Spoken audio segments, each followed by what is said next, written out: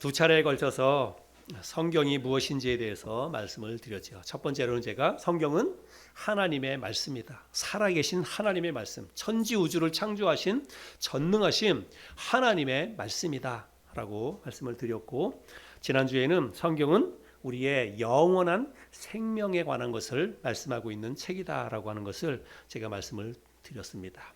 이제 우리가 그렇게 아는 게 중요한 게 아니라 실제로 우리가 성경 말씀을 그렇게 마음에 믿어야 된다는 것입니다. 그래야 우리의 삶에 변화가 일어날 수 있습니다. 오늘은 제가 세 번째 시간으로 성경은 인생의 내비게이션이다. 제목은 주보에는 내비라고 그랬는데 좀 줄여서 이렇게 한 거예요. 성경은 인생 내비게이션이다 라는 제목으로 말씀을 나누기를 원합니다. 성경은 단지 천국과 지옥, 구원과 영생과 같은 교리적인 것들만 기록한 그런 책이 아닙니다. 우리 인생이 겪을 수 있는 모든 일들이 성경 속에 다 기록되어져 있습니다. 그래서 내가 어떻게 인생을 살아야 되는가, 내 인생을 앞으로 어떻게 살아야 되는가라고 하는 것들을 우리가 알려면, 그리고 더 정말 지혜롭게, 그리고 더 정말 복된 인생을 내가 살아가기를 원한다면 하나님의 말씀을 읽고 묵상하고 배우고 실천해야 됩니다. 그래야 우리의 인생이 달라질 수 있기 때문입니다. 오늘 우리가 시편 119편을 함께 공부할 텐데, 시편 119편은 성경 가운데에서 가장 긴 장입니다. 성경 전체 가운데 한 장으로서는 그 내용이 가장 길어요. 176절까지 있습니다. 그래서 사실은 119편은 읽는 데만도 시간이 꽤 많이 걸립니다. 몇 분 걸립니다. 그런데 제가 예전에 신앙생활했던 그 교회에서 어르신이, 남자 어르신이요, 이 시편 119편을 전체를 통으로 다 암송하는 분이 계셨어요. 암송. 근데 비슷비슷하거든요. 읽다 보면 구절이 반복돼서 계속 나오는 것 같고, 그래서 더 어려워요. 사실은 내용이 다 다르면 암송하는 게 그래도 괜찮을 텐데, 이 내용이 얼마나 깁니까? 여러분, 읽는데도 사실은 힘들거든요. 읽는 것도. 근데 그분은 이걸 다 외웠어요. 그래서 수요일 날 예배 때 이 성경 암송 간증하겠다고 나와가지고 이렇게 암송을 하세요. 그러면 한 30분 정도 걸려요. 암송하다가 막. 예. 근데 또 이제 재밌는 거는 뭐냐면, 암송을 막 한참 하다가 어디 한 군데 막히잖아요. 그러면 어떻게 되냐면 처음부터 다시 해야 돼. 왜냐하면 뭘 외우다가 중간에 거기서 다시 시작하는 게 어려워요. 처음부터 다시 시작해야 돼요. 예, 그랬던 기억이 납니다. 근데 지금도 그 어르신 얼굴이 생생히 기억이 납니다. 예, 정말 많이 도전이 되고 그랬어요. 근데 시편 119편을 우리가 아주 관심을 갖고 읽어보면 하나의 동일한 패턴이 있다라고 하는 것을 알 수가 있습니다. 일정한 규칙이 있어요. 아마 여러분들 발견을 못하셨을 텐데, 성경을 자세히 이렇게 보면은 여러분, 성경 그 구절 앞에 동그라미가 되어 있습니다. 동그라미. 시편 119편에 구절, 어떤 구절에 동그라미가 되어 있어요. 근데 그게 어떤 규칙이 있냐면 8절에 하나씩, 8절마다 끊어서 하나씩 동그라미가 붙여져 있습니다. 그래서 1절부터 8절까지, 9절부터 16절까지 이렇게 나눠진다는 거예요. 왜 이게 이렇게 그 동그라미가 왜 붙여져 있을까? 그리고 왜 이게 나눠져 있을까? 아무 의미 없이 그러는 게 아니거든요. 왜 그랬냐면, 여러분, 이 시편을 포함해서 구약 성경은 어떤 말로 기록되었냐면 히브리어라고 하는 히브리 말로 기록되어져 있습니다. 근데 이 히브리어는 히브리어 알파벳이 있어요. 우리 그 영어에도 ABCD 알파벳이 있잖아요. 근데 히브리어에도 알파벳이 있습니다. 근데 히브리어 알파벳은 앞에 보여드릴게요. 히브리어 알파벳은 전체로 몇 개가 되어 있냐면 22개가 되어 있습니다. 그래서 저쪽 맨 위에서부터 이렇게, 그래서 알렙, 벳, 기멜, 달렛, 헷 이렇게 해가지고 그 히브리어 알파벳이에요. 알파벳이 22개입니다. 그래서 각 알파벳에 8구절씩, 한 알파벳에 8구절씩 해서 22개의 알파벳이니까 176구절이 되는 거예요. 그래서 한 알파벳에 8구절씩 이렇게 시작해서, 그래서 맨 앞에 있는 알렙이라고 하면 알렙으로 시작되는 한 구절, 두 구절, 세 구절, 네 구절에서 8구절. 그렇게 이제 이렇게 구성이 되어 있다라고 하는 것입니다. 무슨 말인지 알겠죠? 네.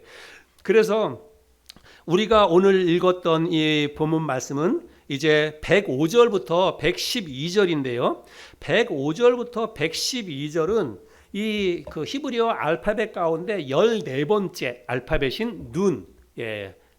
자, 요게 눈입니다. 눈이라고 발음을 하는데 이 눈으로 시작하는 8구절의 노랫말이 오늘 105절부터 112절까지예요. 그러니까 105절도 눈으로 시작하고 106절도 눈으로 시작하고 그런다는 말씀입니다. 제가 한번 그거를 보여드려 볼게요. 그래서 시편 119편 105절부터 112절까지가 쭉 있는데요.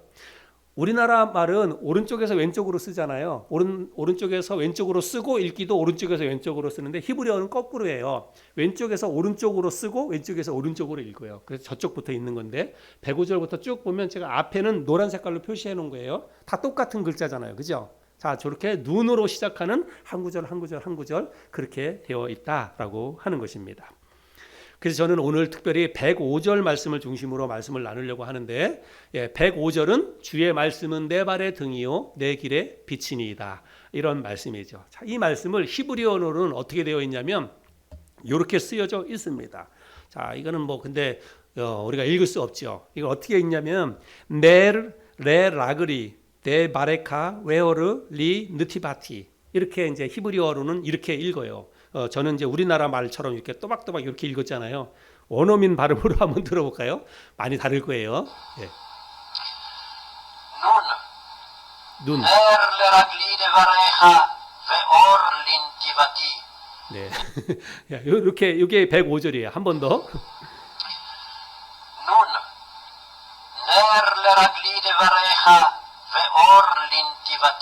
네, 이게 이제 105절 주의 말씀은 내 발의 등이요 내 길의 빛이니이다라고 하는 게 히브리 말로 이제 이렇게 발음을 한다는 것입니다.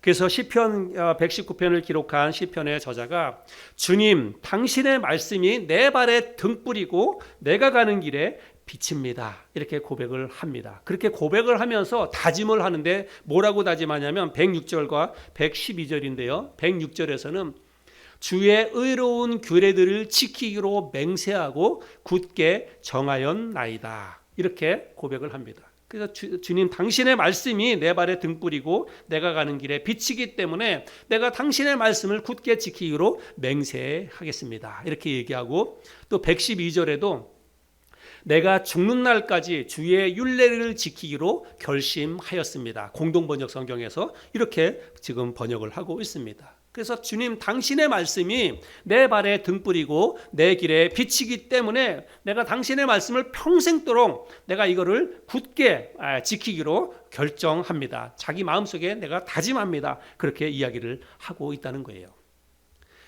우리도 시편 기자처럼 주의 말씀을 따르기로 주님 당신의 말씀 하나님의 말씀을 내가 평생 잊지 않고 말씀을 간직하고 말씀대로 살기로 결정하겠습니다. 우리도 이 말씀을 듣고 오늘 예배당 나가기 전에 그렇게 마음을 결단할 수 있었으면 좋겠습니다. 주님 당신의 말씀은 내 발의 등이요 내 길의 빛이옵니다. 이렇게 고백하고 있는데 여기서 당신의 말씀은 할 때 이 말씀이라고 하는 이 말이 히브리어로 다바르라고 하는 단어가 쓰였어요. 다바르. 뭐라고요? 예, 그래서 주님 당신의 말씀은 할 때 말씀이라고 하는 게 히브리어로 다바르라고 하는 단어입니다. 그런데 정말 재밌는 게 뭐냐면요. 이 하나님의 말씀인 다바르라고 하는 이 말과 여러분 이스라엘 백성들의 광야 생활 하잖아요. 광야. 그 광야를 이야기하는 광야라고 하는 단어는 미드바르라고 하는 단어가 쓰였는데요. 그 어근이 같아요. 출처가 같다는 것입니다. 하나님의 말씀이라고 하나님의 말씀인 이 성경 이 말씀과 광야와 이 어원이 같다는 거예요. 단어가 처음 나올 때 그 어원이 같다는 것입니다. 그래서 하나님의 말씀은 다바르라고 이야기하고 있고 광야는 미드바르라고 이야기하는 것입니다. 근데 참 이게 왜 이렇게 어근이 같을까 이렇게 생각을 했는데 이 미라고 하는 히브리어의 이 미라고 하는 것은 접두사거든요. 접두사. 그래서 미라고 하는 것은 그 다음에 나오는 단어가 이루어지는 장소를 의미하는 거예요. 그래서 다바르 하면은 말씀이잖아요. 그래서 말씀이 이루어지는 곳 그런 의미예요. 그러니까 광야가 뭐라는 의미예요? 예, 하나님의 말씀이 임하는 곳, 하나님의 말씀이 이루어지는 곳, 그게 바로 광야라고 하는 의미의 뜻이라는 것입니다. 또 하나 제가 단어를 하나 보여드려 볼 텐데요. 우리 성전, 예배당과 같은 성전을 뭐라 그러냐면 미크다시라고 이야기합니다. 미크다시. 그래서 이것도 역시 미라고 하는 접두사와 카도시라고 하는 단어가 합성된 거예요. 미카도시. 카도시라고 하는 것은 무슨 뜻이냐면 거룩이라고 하는 뜻이에요. 그러니까 미라고 하는 게 뭐라는 의미예요? 거룩이 이루어지는 곳, 거룩이 임하는 곳. 그게 뭐예요? 곧 성전이죠. 그래서 미카도시, 미크다시. 이거는 바로 하나님의 성전을 말하는 것입니다. 여러분, 광야가, 우리는 광야하면 그야말로 허허벌판이고 죽음의 땅이라고 그렇게만 생각을 합니다. 그렇죠? 그런데 광야는 다른 의미로 해석이 될 수 있다는 거예요. 광야를 내가 영적으로 잘 받아들이고 그 광야에서 정말 하나님의 말씀을 읽고 묵상하고 하나님의 뜻을 발견한다고 하면 그 광야가 바로 하나님의 말씀이 임하는 곳이 될 수도 있다는 것입니다. 우리의 인생도 우리의 삶 가운데 우리에게 언제 하나님의 말씀이 임합니까? 내가 평탄하게 잘 나갈 때, 형통할 때 하나님의 말씀이 우리에게 임하기보다는 삶이 곤고하고 힘들 때, 여러 가지 일들로 지치고 피곤하고 낙심이 될 때, 그때 하나님 앞에 나가서 눈물로 기도하고 하나님의 말씀을 간절히 구할 때 하나님의 말씀이 들리는 거예요. 그래서 고난이 우리의 삶 가운데 하나님의 음성을 들려주는 메가폰이다. 그렇게 어떤 신학자가 이야기했다고도 말씀을 드렸잖아요. 고난이 그냥 고난으로만 끝나는 것이 아닙니다. 광야는, 우리의 그리스도인들에게 광야는 그저 그냥 광야만 아니라고 하는 것입니다. 힘들고 어려울 때 우리가 주님 붙잡고 하나님 앞에 나가서 눈물로 기도하면서 하나님의 말씀을 구하면 하나님이 우리에게 말씀을 들려주신다는 것입니다. 그 하나님의 음성을 우리에게 들려주신다는 것입니다. 그리고 이 다바르라고 하는 것은 그냥 하나님의 말씀만 또 의미하는 것이 아니라, 광야에서 목자들이 양을 인도할 때 목자들이 양을 인도하면서 내는 소리, 그런 것을, 모든 소리를 통칭해서도 다바르라고 그렇게 이야기를 합니다. 그래서 이렇게 음성으로 워워워워 이렇게 한다든지, 양을 부른다든지, 목자들만 이렇게 사용하는 언어들이 있을 거 아니에요. 그런 모든 것이 다바르라고 하는 그런 단어로 요약이 된다고 하는 것입니다. 여러분, 광야에 내몰린 그런 양 떼는 오직 목자의 음성을 듣고 따라가야만 합니다. 그거는 선택이 아니에요. 양에게 있어서는 목자의 음성을 듣고 따라가는 것은 사느냐 죽느냐, 생존이 달려있는 그런 문제라고 하는 것입니다. 양들은 어디에 목초가 있는지 양들은 알지 못합니다. 어디에 가야 마실 물이 있는지 양들은 알지 못해요. 목자가 인도하는 대로 따라가야만 가서 물도 먹을 수가 있고 푸른 풀도 뜯어 먹을 수가 있습니다. 어디에 낭떠러지가 있는지, 어디에 무서운 사나운 그 맹수들이 있는지 양은 알지 못해요. 그래서 오직 목자의 음성을 듣고 목자가 인도하는 대로 따라가야만 양이 살 수 있다는 사실입니다. 시편 기자는 광야에서 양을 치는 이 목자의 상황을 통해서 양떼에게 있어서 목자의 다바르, 목자의 음성이 생명을 의미했던 것처럼, 광야와 같은 캄캄한 인생길에서 이 하나님의 다바르, 하나님의 말씀이 바로 내 자신을 지키는 생명의 말씀이다라고 하는 사실을 이 시편 기자가 깨달았다는 사실입니다. 그래서 시편 기자가 뭐라고 고백을 하는 거냐면, 주님, 당신의 말씀은 내 발의 등불이고 내 길의 빛입니다. 그래서 내가 평생 당신의 말씀을 잊지 않고 그것을 마음에 새기고 내가 평생 당신의 말씀을 따라 살겠습니다. 이렇게 지금 고백을 하고 있다는 사실입니다. 여기 내 발의 등이요 그랬는데, 이 내 발 할 때 발은 히브리어로 단수가 쓰였어요. 단수. 여러분, 이거는 한 걸음 한 걸음을 의미하는 것입니다. 한 발짝도 내디딜 수 없는 칠흑 같은 어두운 밤일지라도 주님의 말씀에 따라서 주님이 나의 삶을 한 걸음 한 걸음 인도해 가신다는 사실을 내가 믿고 주님을 따라가겠습니다. 지금 그렇게 시편 기자는 고백을 하고 있다는 사실입니다. 또 내 길에 빛이니이다 이렇게 고백을 하고 있는데, 여기 말하는 길도 어떤 길이냐면 아주 작고 협착한 비탈길 같은 그 길을 이야기하는 거예요. 그래서 히브리 단어는 아주 굉장히 심오한 뜻들이 단어 속에 다 담겨져 있습니다. 그래서 그냥 보통 우리들이 다니는 신장로 같은 이런 보통 길하고 여기 쓰인 길은 다른 의미의 길이 쓰였다는 거예요. 그래서 이 길은 아주 작고 협착하고 비탈 길, 그런 길을 이야기하는 것입니다. 아무도 주목하지 않고 그저 외롭고 쓸쓸한, 또 때로는 무섭고 두려운 그런 비탈길 같은 길을 내가 갈 때에 주님 당신의 말씀이 내 길을 인도하는 빛이라고 나는 믿습니다. 그래서 당신의 말씀 붙잡고 내가 그 험난한 길을 가겠습니다. 그렇게 지금 고백을 하고 있다는 사실입니다.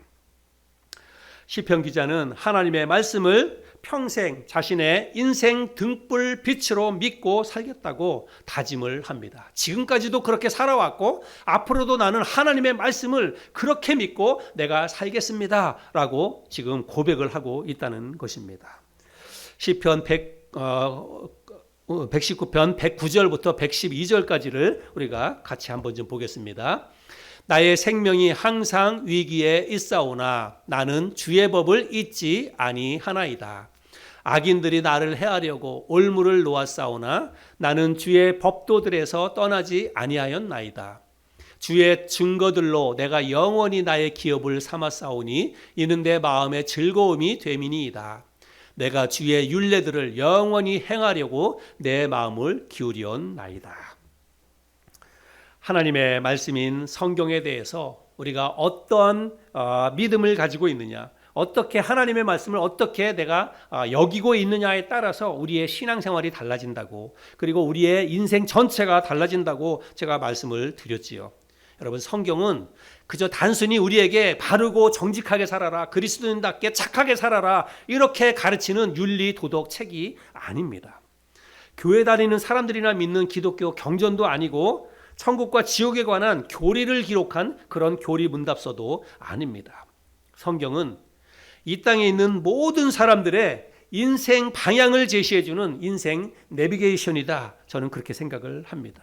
인생의 참된 의미와 목적이 무엇인지를 이 성경이 가르쳐 줍니다. 또 인간이 어디에서부터 와서 어디로 가는지 그 인생의 참된 의미와 목적을 가르쳐 주는 책이 바로 이 하나님의 말씀인 성경이라고 저는 믿습니다. 그래서 우리가 이 땅을 살면서 어디에 소망을 두고 살아야 가는지, 어디에 내가 인생의 목적을 두고 살아가야 하는지 그것을 제대로 가르쳐주는 책이 바로 하나님의 말씀인 성경입니다. 그래서 이 성경이 바로 모든 인생들의 내비게이션이다. 저는 그렇게 타이틀을 붙였습니다.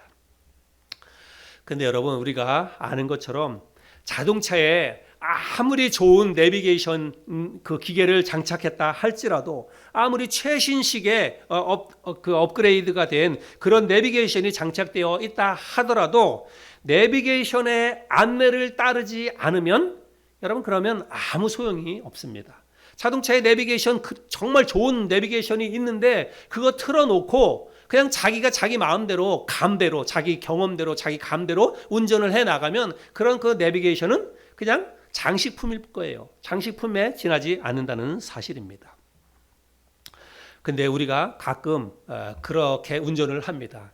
많은 사람들이 내비게이션 있지만 그거 귀찮아가지고 조작 안 할 수도 있고, 또 내가 너무 잘 아는 길 같은 데는 그냥 그거 조작 안 하고 가기도 하고 그렇습니다. 저도 가끔 그럴 때도 있어요. 그냥 내가 너무 잘 아는 길이니까 그냥 뭐 이렇게 가면 또 되겠지. 근데 실제로 그렇게 가다가 보면 갑자기 길이 막힌다든지 아니면 뭐 길이 그동안에 달라졌다든지 해가지고 그래서 목적지에 제 시간 안에 못 가가지고 낭패를 당한 적이 또 종종 있습니다. 아마 여러분들도 그런 경험이 있으리라고 생각이 됩니다.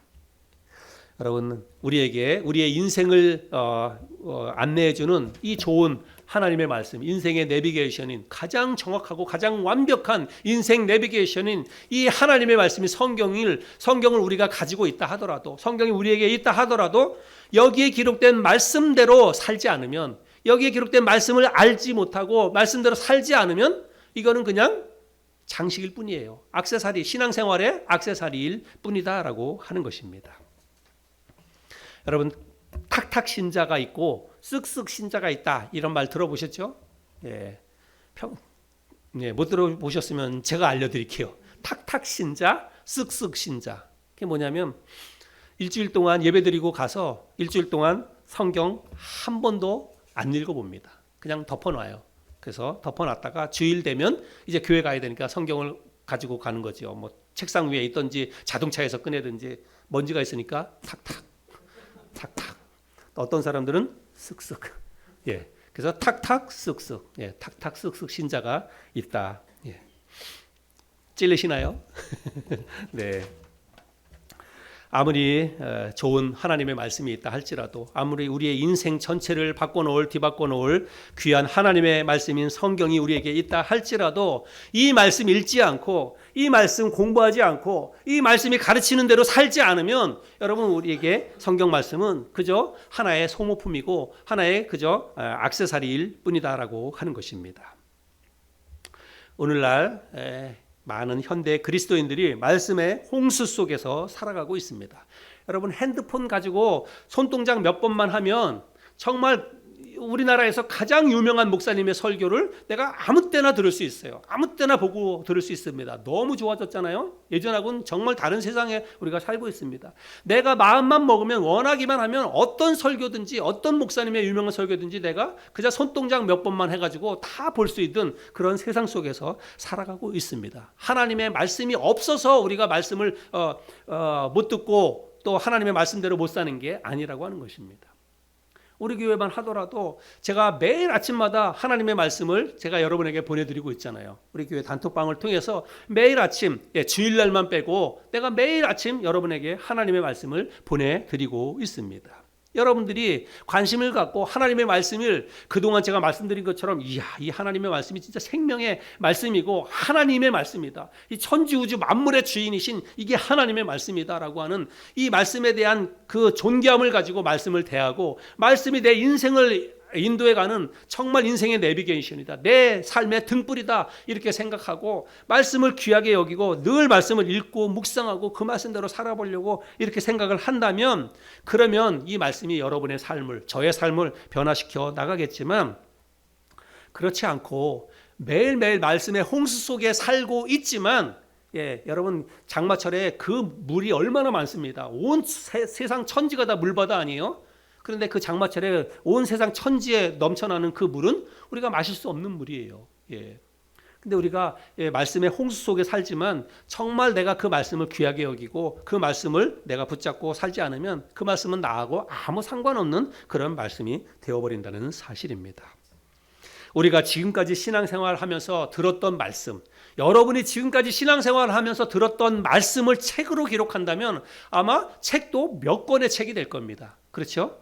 진짜 여러분이 신앙생활 하면서 들었던 목사님의 말씀, 또 저를 통해서 들었던 말씀을 아마 책으로 기록한다면, 누가 대신해서 그것을 책으로 기록해 준다면, 여러분, 책이 한두 권으로 끝나겠습니까? 아마 수십 권 책은 아마 될 것입니다. 중요한 것은 말씀을 듣는 것이 아니라 들은 말씀을 삶에서 살아내야 한다는 것입니다. 말씀을 들을 때마다 우리가 그걸 다 살아내면 얼마나 좋겠어요. 그러나 우리는 그렇지 못하죠. 그러나 말씀을 들을 때마다 다는 아니더라도 내가 오늘 들은 말씀 가운데서 이거 하나만이라도 내가 지켜야지, 이거 하나만이라도 내가 마음속에 새겨야지, 이 말씀 가지고 내가 한번 다른 삶을 살아봐야지, 이런 결단을 하고 나가야 돼요. 그리고 그 결단 가지고 씨름을 해야 됩니다. 세상 속에 나아가서 하나님 말씀대로 한번 내가 살아보려고 아둥바둥 그렇게 씨름을 해야 돼요. 이런 노력조차 하지 않으면, 여러분, 마귀 사탄이 우리를 가만 놔둡니까? 이 세상이 우리를 가만 놔둡니까? 여러 가지 어떤 상황과 환경과 사람을 통해서 우리로 하여금 우리를 꼬드겨서 교회에 오지 못하도록, 교회에서 멀어지도록, 하나님에서부터 멀어지도록, 이 세상을 탐닉하면서 세상 속에 살아가도록 우리를 그렇게 유혹하는 세상 속에 살아가고 있어요. 여러분, 말씀 아니고서는 우리가 이런 세상 속에서 내 믿음을 지키면서 세상을 살아갈 수 없다는 사실을 기억해야 합니다. 주님이 마태복음 7장에서 제자들에게 이렇게 말씀하십니다. 마태복음 7장 24절부터 27절인데요. 그러므로 누구든지 나의 이 말을 듣고 행하는 자는 그 집을 반석 위에 지은 지혜로운 사람 같으리니, 비가 내리고 창수가 나고 바람이 불어 그 집에 부딪히되 무너지지 아니하나니, 이는 주추를 반석 위에 놓은 까닭이요. 나의 이 말을 듣고 행하지 아니하는 자는 그 집을 모래 위에 지은 어리석은 사람 같으리니, 비가 내리고 창수가 나고 바람이 불어 그 집에 부딪힘에 무너져 그 무너짐이 심하니라. 여러분, 말씀을 듣고 행하지 않는 것은 주추를 모래 위에 세운 그런 사람과 같다. 집 짓는데 여러분, 모래 위에 집 짓는 사람이 어디 있습니까? 모래 위에 집을 지으면 그거는 그냥 금방 무너지고 마는 것입니다. 단단한 반석 위에 집을 지어야 된다고 이야기하고 있는데 말씀을 듣는 게 바로 그렇다는 거예요. 우리가 하나님의 말씀을 듣고 그 말씀을 듣고 잊어버리는 것은 내 집을 모래 위에 세우는 것과 같다. 그래서 내 집을 반석 위에 튼튼히 짓는 것은 말씀을 듣고 그 말씀 가지고 씨름해야 된다는 거예요. 그 말씀 가지고 내가 살아보려고 애를 쓰고 어떻게 하면 내가 하나님 말씀대로 살까 이렇게 부단히 노력하는 게 집을 바로 반석 위에 세우는 것과 같다. 우리 주님이 제자들에게 그렇게 말씀하고 있습니다. 우리가 신앙생활을 오래 해도 믿음이 자라지 않고 내 삶이 잘 변하지 않는 것은 그저 말씀을 듣기만 해서 그렇다는 것입니다. 말씀을 듣기만 하고 잘 실천하지 못하기 때문에 우리의 믿음이 잘 자라지 않고 삶의 변화가 없다는 사실입니다.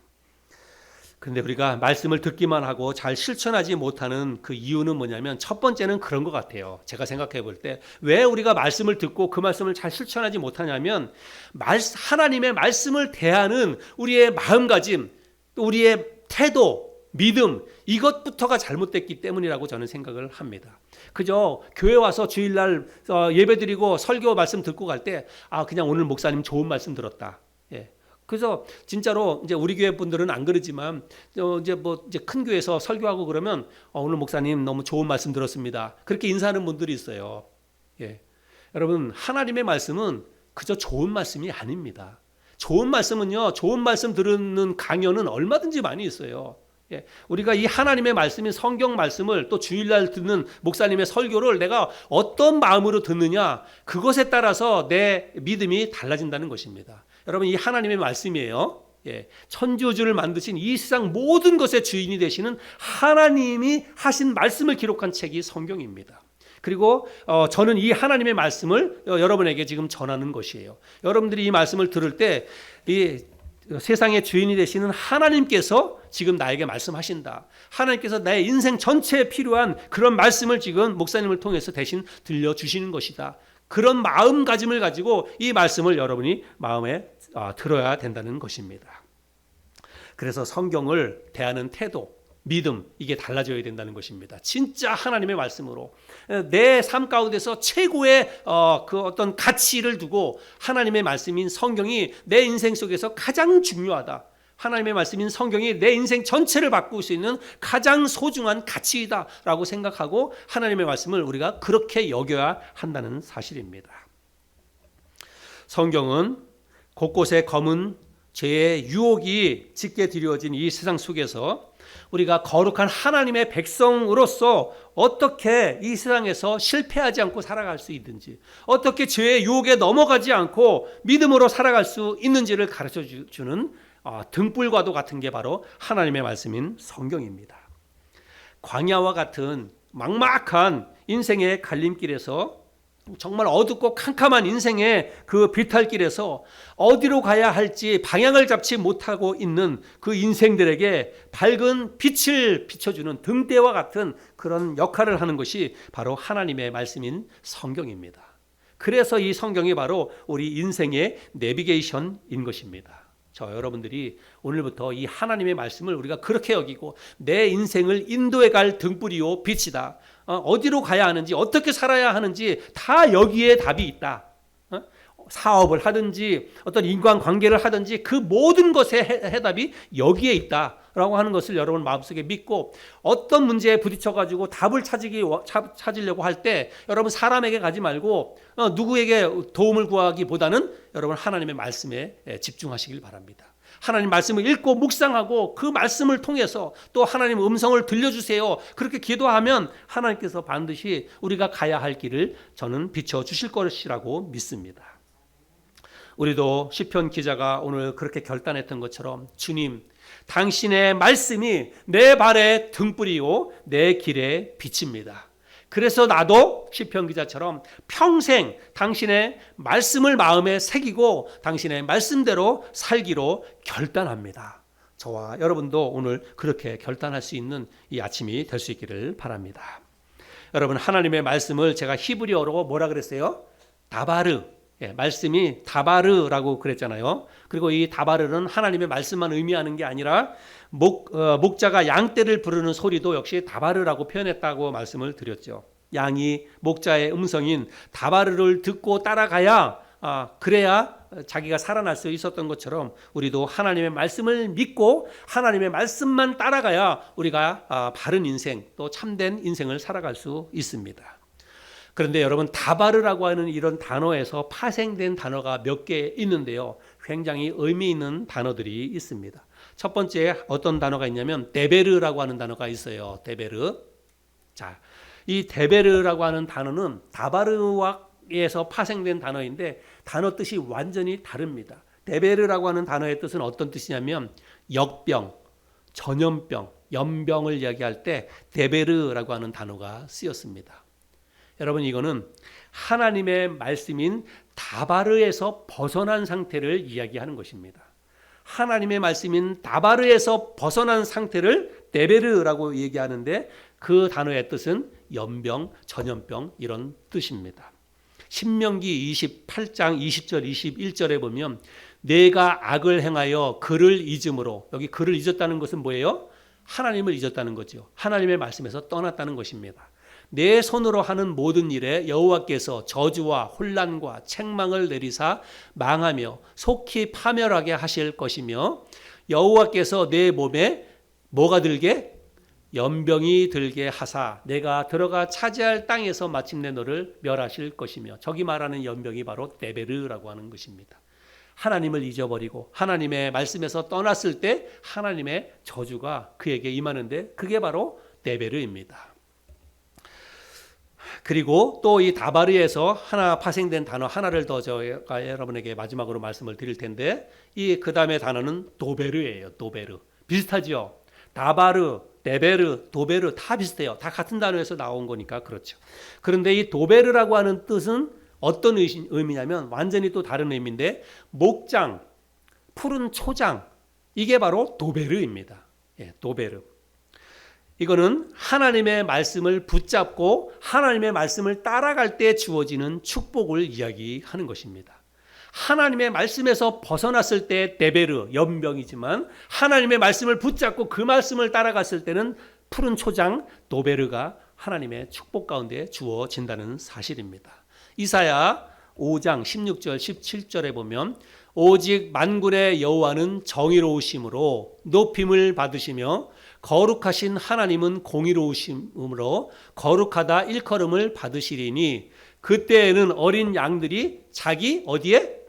초장에 있는 것 같이 풀을 먹을 것이요 요리하는 자들이 부자의 버려진 밭에서 먹으리라. 하나님의 말씀을 따라갔을 때 푸른 초장에 있는 것 같이 하나님이 복을 주신다라고 말씀하고 있습니다.